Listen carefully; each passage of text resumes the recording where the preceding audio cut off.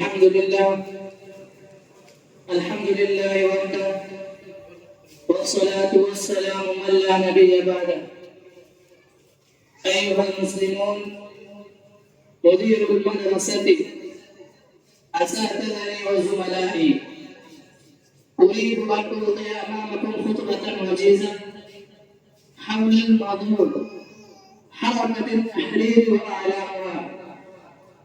أيها المسلمون، إنكم تعلمون جيدا إن اليوم يوم الاستقلال الهند، اليوم أعني 15 من شهر أغسطس حصلت الهند على استقلالها. يا إخواني، هذا في جانب، وفي جانب آخر أن الإنجليز كان في مرصد، وإنه منتظرا للفرصة، منتظرا للموقع المناسب، منتظرا للهجوم على البلاد، فهذا كان له فرصة ثمينة، فتسرب داخل البلاد رويدا وتوغل في إيمان الحكومة شيئا فشيئا، حتى تم له النفوذ في طول البلاد وعرضها، وتغلب له الرسوخ في داخل البلاد وإيمانها، فما لبث إلا تحكم وتسيطر على هذه الحكومة الهندية، وعزل الملك المسلم بهادر شاه ظفر ونفاه إلى ركوب، وقتل أبناءه في أبشاشة وأعظمه. يا إخواني وزملائي، ماذا وقع بعد؟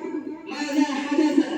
إنه تسيطر ظالما جابرا، تسيطر حاقدا حاسدا، تسيطر منتقما للإسلام والمسلمين، فوضع السيف في أهاليها، وقتلهم قتلا، وسفكهم سفكا، وعذبهم عذابا نكلا، وشردهم تشريدا، فكانت المعيشة ضيقا ضنقا، والحياة كانت درغا.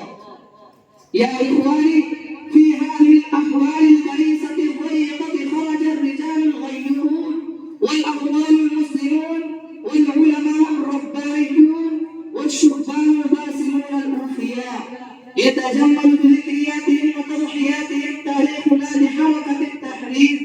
إنهم خلفوا هذا النظام الجاهل من الإنجليز، خلفوا حكومته وثاروا عليها ثورة عميمة عميقة، ونفخوا ضدها روح القتال. إنهم تحققوا مفاكر شاقة، تحملوا الأعداءات الظالمة الجاهلة، تحملوا القتل والضرب، تحملوا الجبس والنفى، تحملوا كل شيء من النفس والنفسية. وأكتفي بهذه الكلام، وآخر دعوانا الحمد لله رب العالمين.